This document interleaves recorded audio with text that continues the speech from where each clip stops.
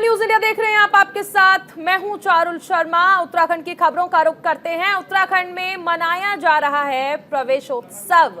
कार्यक्रम में शामिल हुए हैं सीएम पुष्कर सिंह धामी। नेताजी सुभाष चंद्र बोस विश्वविद्यालय ने कार्यक्रम आयोजित किया है। शिक्षा विभाग ने इस कार्यक्रम का आयोजन किया है। कार्यक्रम में बीजेपी के कई कार्यकर्ता मौजूद रहे।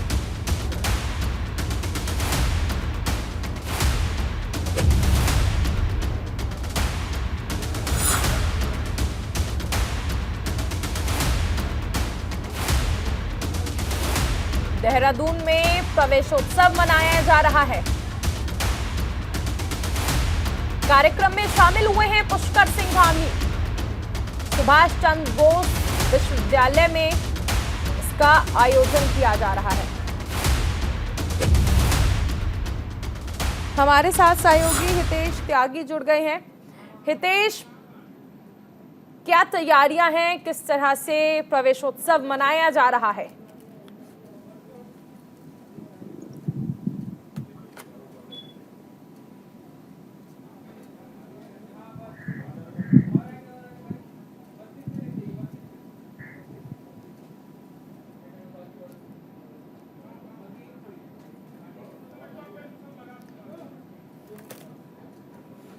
सुभाष चंद्र बोस विद्यालय में इसका आयोजन किया गया। प्रवेशोत्सव मनाया जा रहा है उत्तराखंड में। मुख्यमंत्री पुष्कर सिंह धामी इस कार्यक्रम में शिरकत करने पहुंचे। इसके साथ ही कई और बीजेपी के गणमान्य मौजूद रहे।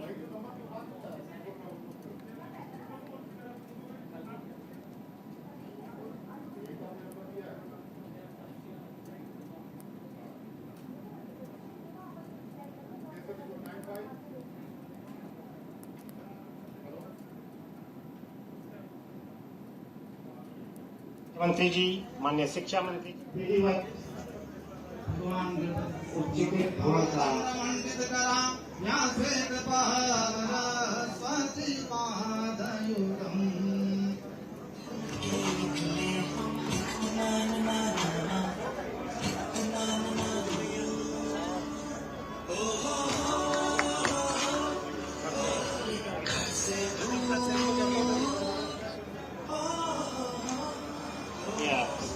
मुख्यमंत्री जी, माननीय शिक्षा मंत्री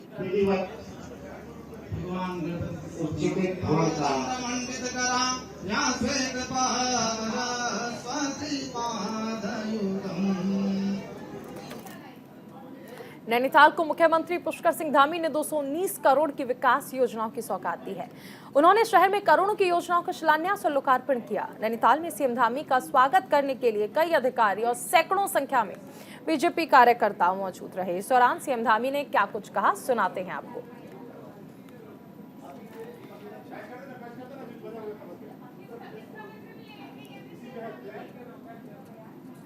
का लोकार्पण शिलान्यास हुआ है। इनके पूरा हो जाने से निश्चित रूप से विकास के नए युग का सूत्रपात होगा। ये योजनाएं चिकित्सालय निर्माण, मोटर मार्ग निर्माण, पेयजल, सिंचाई की क्षमता, विकास और जो घेर बाढ़ है जानवरों के बचाव के लिए, ऐसे जनहितकारी क्षेत्रों से जुड़ी हुई है।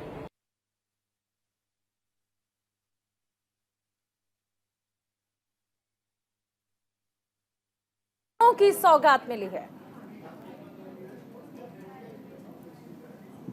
हितेश, मुझे सुन पा रहे हैं आप? हितेश, नैनीताल को मुख्यमंत्री की ओर से करोड़ों की सौगात मिली है। जी बिल्कुल, देखिए नैनीताल और कुमाऊं मंडल की अगर बात करें तो मुख्यमंत्री पुष्कर सिंह धामी की ऐसी कई सारी योजनाएं हैं जो नैनीताल ही नहीं पूरे कुमाऊं मंडल को मिली है। कहीं उधम सिंह नगर की बात करें या फिर नैनीताल की बात करें या फिर अन्य जगहों की बात करें, क्योंकि लगातार मुख्यमंत्री पुष्कर सिंह धामी वहां के लिए काम कर रहे थे और कई ऐसी योजनाएं थी जिनको लेकर मुख्यमंत्री पुष्कर सिंह धामी ने अधिकारियों को स्वतः ही निर्देश दिए थे। उन्होंने साफ तौर पर यह भी कहा था कि जिस तरीके से जिन जिन योजनाओं पर वहां पर काम किया जा रहा था, क्योंकि जिस तरीके से चाहे वो हर घर जल की बात हो, क्योंकि जो सबसे बड़ा जो प्रोजेक्ट है वहां पर जो हर घर जल नल की जो बात है, क्योंकि वो काफी समय से यह चीजें चल, यहाँ से मुख्यमंत्री पुष्कर सिंह धामी ने सभी अधिकारियों को आदेश दिए थे कि हर घर जल तक यहाँ पर पहुंचना चाहिए। और जिस तरीके से करोड़ों रुपए की सौगात कुमाऊं मंडल के लोगों को मिली, तो कहीं ना कहीं उत्तराखंड ही नहीं और पूरे कुमाऊं मंडल के लोगों के लिए ये शानदार चीजें सामने आ रही है। जी बिल्कुल, अगर हम कहें 142 करोड़ की जो ये योजनाएं हैं, इनमें आखिर क्या क्या और भी योजनाएं रहने वाली हैं, क्योंकि कहा जा रहा है कि PMGSY की योजना है, इसका भी लोकार्पण किया जाएगा। शहरी विकास विभाग को 13 करोड़ की योजनाओं का लोकार्पण होगा। कुल मिलाकर कहा जाए नैनीताल को विकास का एक नया तोहफा दिया गया है।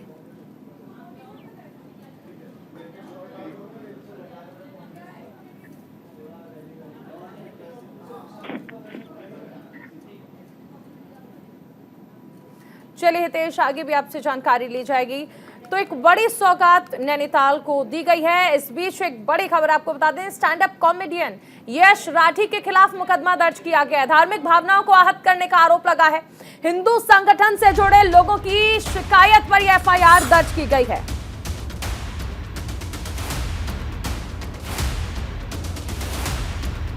यश राठी ने राम के नाम पर किया था भद्दा कमेंट। देहरादून के प्रेमनगर थाना इलाके में यह मुकदमा दर्ज किया गया है। स्टैंड अप कॉमेडियन यश राठी के नाम पर FIR दर्ज की गई है। देहरादून के प्रेमनगर थाना में मुकदमा दर्ज कराया गया है।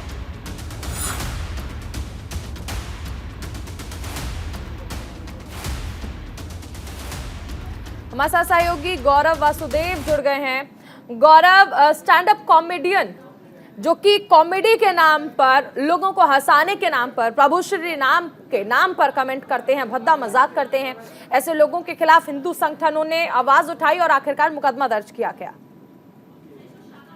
जैसे मैं आपको बता दूं चारुल कि ये कार्यक्रम देहरादून के एक निजी रिजॉर्ट में पिछली 8 तारीख को भी हुआ था। और जिस तरीके से देखा जा रहा है कि वहां पर राम भगवान के नाम पर एक कमेंट किया गया, एक भद्दा कमेंट किया है, जिससे जो धार्मिक संगठन है वो काफी आहत थे। और उन्होंने इससे जो वहाँ का स्थानीय थाना है प्रेमनगर थाने में तहरीर दी, जिस पर जो है अब धार्मिक भावनाएं आहत करना और जो है भड़काने को लेकर जो है मुकदमा दर्ज किया गया है। मैं आपको बता दूं कि यश राठी एक स्टैंड अप कॉमेडियन है और कॉमेडियन के नाम पर जिस तरीके से भगवान राम पर भद्दे कमेंट करना एक जाहिर सी बात है, एक निंदनीय काम है। और इसको लेकर पुलिस आगे की क्या कार्रवाई रखती है, क्योंकि जाहिर सी बात है कि उन्हें जल्द ही बयान के लिए बुलाया जाएगा और आगे की क्या प्रक्रिया पुलिस की रहती है वो जरूर देखने लायक होगी। बिल्कुल गौरव, ये भी समझना चाहेंगे कि आखिर किस तरह से ये पूरा मामला जो है उसने तूल पकड़ी और हमने देखा कि हिंदू संगठनों ने विरोध भी दर्ज कराया। ये कब समझ आएगा कि प्रभु श्री राम मजाक के नहीं बल्कि आस्था के लिए हैं, उनके प्रति आस्था होनी चाहिए। लेकिन आजकल ये स्टैंड अप कॉमेडी के नाम पर हम लगातार देख रहे हैं कि एक टारगेट किया जाता है और इस तरह की कॉमेडी की जाती है जो सीधे तौर पर धार्मिक भावनाओं को आहत करती है। चारुल, देखिए ये कोई पहला मामला नहीं है। हमने देश के अलग अलग कोनों में देखा है कि ऐसे मामले आते रहते हैं जब हिंदू देवी देवताओं के ऊपर जो है टिप्पणी की जाती है, भद्दे मजाक किए जाते हैं, जिसको लेकर पहले भी कोई जो है कई जगह मुकदमे दर्ज हुए। लेकिन एक ठोस कार्रवाई जिसे बोलते हैं उसकी जरूरत है, क्योंकि इस तरीके की कॉमेडी करना जो किसी के निष्ठा को, किसी की आस्था को ठेस पहुंचाती है, जाहिर सी बात है कि उस पर एक कड़ी कार्रवाई जरूर होनी चाहिए। चलिए, बहुत शुक्रिया इस तमाम जानकारी के लिए गौरव। बड़ी खबर आपको बता दें, उत्तराखंड के अस्पतालों में मॉक ड्रिल का आयोजन किया गया है। हरिद्वार से हुई मॉक ड्रिल की शुरुआत। कोविड तैयारियों को लेकर देखिए मॉक ड्रिल का आयोजन किया जा रहा है। उत्तराखंड के अस्पतालों में मॉक ड्रिल की जा रही है। दरअसल कोविड के मामले लगातार बढ़ते जा रहे हैं और ऐसे में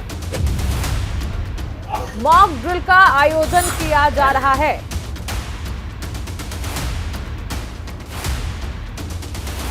कई जगह पर अब मास्क लगाना अनिवार्य कर दिया गया है।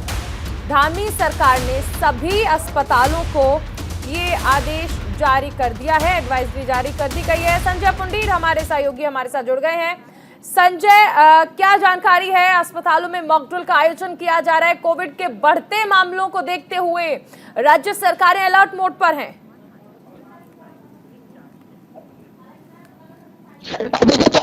जो अस्पताल है, स्वास्थ्य महकमा है, वो पूरी तरह अलर्ट मोड पर है, क्योंकि हमने देखा है कि बीते दिनों भी लगातार कोरोना के मामले देखने को मिल रहे थे, जिसके बाद जो लोग थे दहशत में थे। हालांकि इसको लेकर हरिद्वार स्वास्थ्य महकमा पूरी तरह तैयार है, क्योंकि लगातार ही हरिद्वार के जो अस्पताल है, स्वास्थ्य केंद्र है, वहां पर मॉक ड्रिल का आयोजन किया जा रहा है। यानी कोरोना से निपटने के लिए तमाम इंतजाम देखे जा रहे हैं। अपने जो पूर्णाभ्यास है उसे परखा जा रहा है, क्योंकि चार धाम यात्रा भी नजदीक है। ऐसे में स्वास्थ्य महकमा कोई भी कसर छोड़ना नहीं चाहता है, जिसको लेकर तमाम गाइडलाइन भी जारी हुई है। हालांकि लगातार ही यही कहा गया है कि जो लोग हैं वो अपनी सुरक्षा स्वयं करें, मास्क लगाकर रखें, सोशल डिस्टेंस का पालन करें। चारुल, संजय, ये भी समझना चाहेंगे कि क्या स्वास्थ्य विभाग की ओर से कुछ गाइडलाइंस जारी की गई हैं, क्योंकि कोविड को लेकर हमने देखा था कि शुरुआत में गाइडलाइंस जो हैं वो जारी की जाती हैं, जिसमें मास्क यूज करना कंपलसरी होता है, सैनिटाइजर के लिए भी कहा जाता है, 2 गज की दूरी के लिए भी कहा जाता है। तो क्या ऐसी कुछ गाइडलाइंस, कुछ ऐसे कोई आदेश स्वास्थ्य विभाग की ओर से जारी किए गए हों?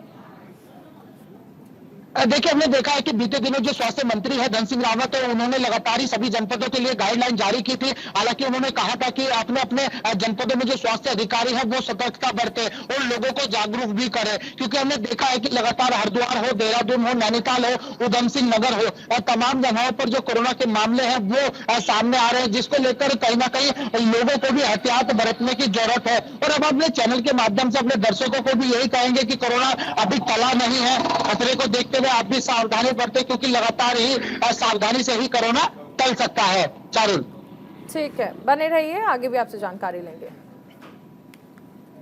आगामी चारधाम यात्रा के लिए इस साल केदारनाथ धाम तक जाने वाले पैदल रास्ते पर घोड़े खच्चर की निगरानी के लिए भी जवान तैनात रहेंगे। इसके अलावा घोड़े और खच्चर के लिए खास व्यवस्थाएं भी की गई हैं। इस बार चारधाम यात्रा के दौरान गौरीकुंड से केदारनाथ धाम तक हर 1 किलोमीटर पर घोड़ों के लिए गर्म पानी की व्यवस्था की गई है और घोड़ों के आराम के लिए करीब 2000 की क्षमता वाला टीन शेड बनाया गया। यात्रा के दौरान घोड़े खच्चर के साथ अमानवीयता ना हो, इसकी निगरानी के लिए पैदल रास्ते पर प्रांतीय रक्षक दल के 25 मेंबर्स को तैनात किया गया है। आपको बता दें कि पिछले साल केदारनाथ धाम यात्रा के दौरान काफी संख्या में घोड़े खच्चरों की मौत हो गई थी, जिसे देखते हुए इस बार बेहतर व्यवस्था की जा रही है।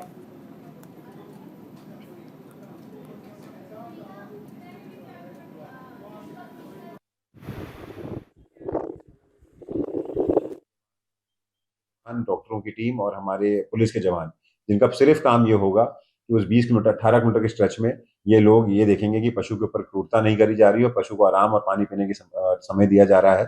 और मैंने जो हमारी एसएसपी हैं विशाखा जी, उनको स्ट्रिक्ट निर्देश दे दिए हैं कि अगर कोई भी पशुओं के ऊपर क्रूरता होगी तो पहले दिन से आईपीसी की धाराओं के तहत उनके लोगों के ऊपर एफआईआर करी जाएगी और उनकी अरेस्ट की जाएगी। चारधाम यात्रा को लेकर शासन प्रशासन की ओर से तैयारियां शुरू कर दी गई हैं। श्रद्धालुओं की संख्या को सीमित किए जाने का सरकार का निर्णय होटल व्यवसायियों को पसंद नहीं आया है, जिसे लेकर बद्रीनाथ के होटल व्यवसायियों ने सरकार के इस निर्णय का विरोध किया और मुख्यमंत्री को ज्ञापन भेजा। होटल व्यवसायियों ने सरकार के इस निर्णय के खिलाफ सांकेतिक प्रदर्शन करते हुए निर्णय वापस लेने की मांग की है। होटल व्यवसायियों का कहना है कि चारधाम यहां तक कि आजीविका के लिए रीढ़ का काम करती है और बद्रीनाथ धाम में वर्तमान समय में 40,000 से अधिक श्रद्धालुओं के ठहरने की व्यवस्था है, लेकिन सरकार ने संख्या को सीमित करते हुए 18,000 कर दिया है। ऐसे में सभी को नुकसान हो रहा है।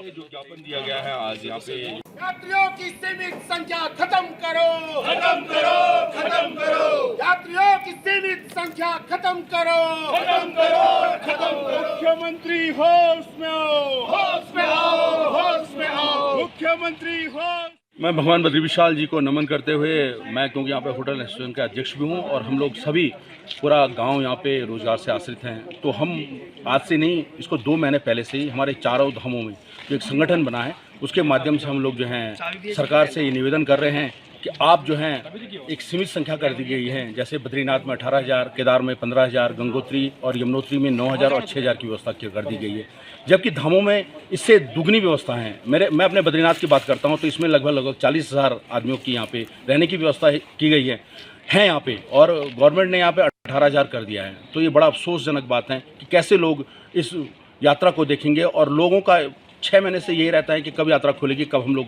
अपना धंधे पानी में लगेंगे, कब अपना रोज़गार हम यहाँ पे सृजन कर पाएंगे। लेकिन अफसोस की बात है कि सरकार ने एक ऐसा पैमाना निश्चित कर दिया गया है जिससे कि बड़ा अफसोस होता है। और हमने बार बार मुख्यमंत्री जी से भी हमारी बैठक हुई है, पर्यटन सचिव से बैठक हुई है, सतपाल महाराज जी से बैठक हुई है, और एसडीएम साहब से भी हमने रिक्वेस्ट किया है, थानाध्यक्ष से रिक्वेस्ट किया है, सभी लोगों से, डीएम साहब से रिक्वेस्ट किया है, सभी लोगों से रिक्वेस्ट कर रहे हैं कि आप जो है इस व्यवस्था को जो है ख़त्म करो कह के। पंजीकरण जो है ऑनलाइन कर दिया गया है, जबकि पूरा पोर्टल बंद हो गया है, ऑफलाइन व्यवस्था शुरू करो। खबर हरिद्वार से है, जहां जेल प्रशासन ने अचानक बैरक की तलाशी ली। तलाशी के दौरान पुलिस को कैदी के पास मोबाइल फोन मिला, जिससे जेल प्रशासन में हड़कंप मच गया। कैदी के खिलाफ सिडकुल थाने में मुकदमा दर्ज कराया गया।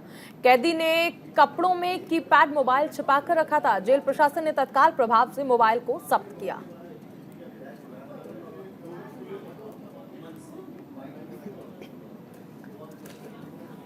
तो हरिद्वार में जेल प्रशासन की ओर से अचानक बैरकों की तलाशी ली गई, जिसमें एक कैदी के पास मोबाइल मिला।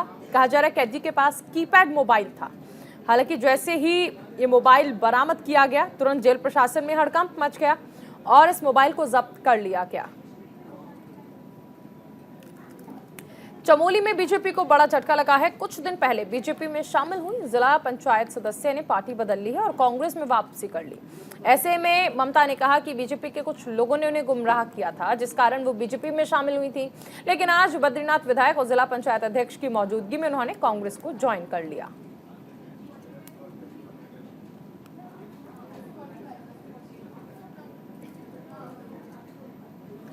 खबर हरिद्वार से है, जहां परशुराम धर्मशाला में ब्राह्मण संगठनों की समन्वय बैठक हुई और इस बैठक में प्रदेश भर से आए ब्राह्मण संगठनों से जुड़े पदाधिकारियों ने शिरकत की। इस दौरान ब्राह्मणों से जुड़े करीब 40 संगठनों ने उत्तराखंड ब्राह्मण महासंघ का गठन किया और महासंघ की नई कार्यकारिणी की घोषणा की। संगठन के पदाधिकारियों ने धामी सरकार से परशुराम जयंती पर सार्वजनिक अवकाश घोषित करने की मांग की और कहा कि अभी तक सरकारों ने ब्राह्मण समाज की उपेक्षा की है, लेकिन अब ऐसा नहीं होगा। ये पूरे प्रदेश की बात है। कितने लोग सहमत हैं? जो ब्राह्मण उत्तराखंड महासंघ बना है, इसका जो मुझे प्रदेश संयोजक बनाया गया है, उसकी मैं जिम्मेदारी बखूबी निभाऊंगा और सरकार से जो ब्राह्मण अनहित के लिए हमेशा से जो कार्य करती आ रही हैं, चाहे जो भी सरकार रही हो, और ब्राह्मण के हित के लिए जो भी मांगे हैं हमारी निरंतर, उनको जारी रखेंगे। और 22 अप्रैल को भगवान परशुराम जयंती जो अवकाश के लिए हमारी मुख्य मांग है, क्योंकि अभी तुरंत आ रही है, वो सरकार को माननी पड़ेगी। अन्यथा जितना 25 लाख ब्राह्मण जो उत्तराखंड का है, वो सड़कों पर आपको देखने को मिलेगा। ये समन्वयक बैठक थी। सभी ब्राह्मण संगठन उत्तराखंड में जितने भी संगठन अपने अपनी जो है जगह जगह थे, उनको सबको एक मंच पर लाके एक महासम्मेलन की घोषणा की गई है, जिसमें पंडित विशाल शर्मा जी को आज जो है इसका संयोजक बनाया गया। और कुमाऊं से जो है हमारे गंगा जो सभा के अध्यक्ष हैं, वो उनको यहाँ से संयोजक बनाया गया।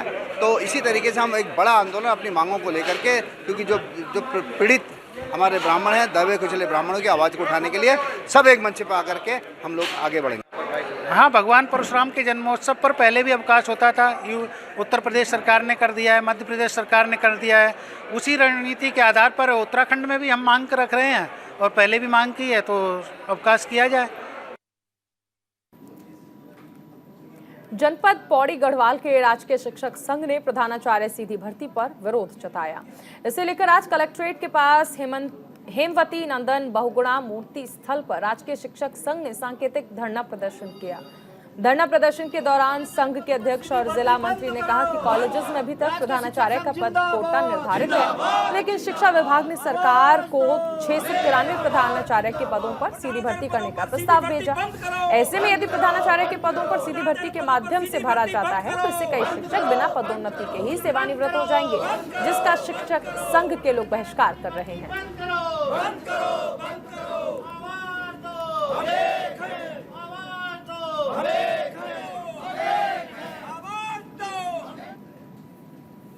चलिए सुनाते हैं आपको देहरादून में इस वक्त मुख्यमंत्री पुष्कर सिंह धामी क्या कह रहे हैं।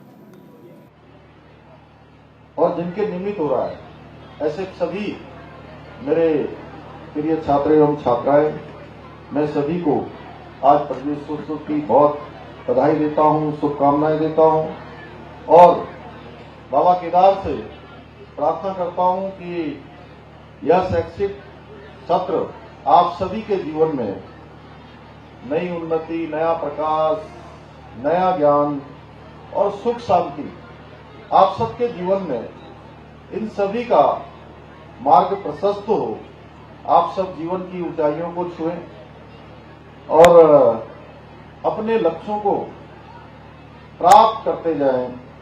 यह कितना संयोग है कि जहां आज एक तरफ नया शैक्षणिक सत्र प्रारंभ हो रहा है, वहीं दूसरी ओर विद्यार्थियों के लिए करीब 3.5 करोड़ से उच्चीकृत ये नए नेताजी सुभाष चंद्र बोस छात्रावास का भी आज शिलान्यास किया गया है।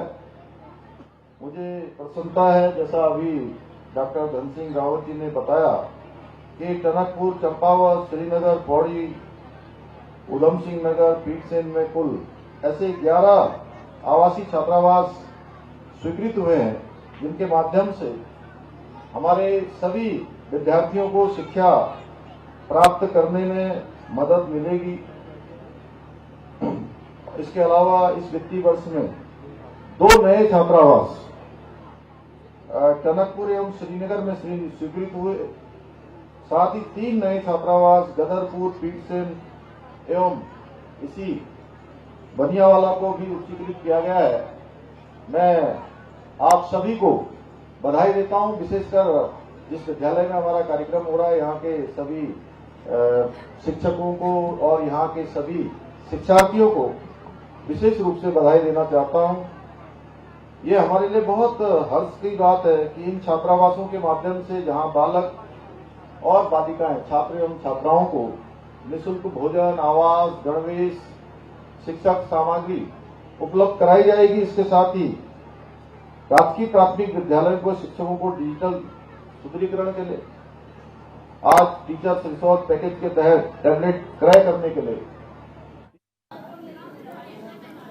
चले इसी के साथ इस बुलेटिन में फिलहाल इतना ही। आप बने रहिए न्यूज़ इंडिया के साथ।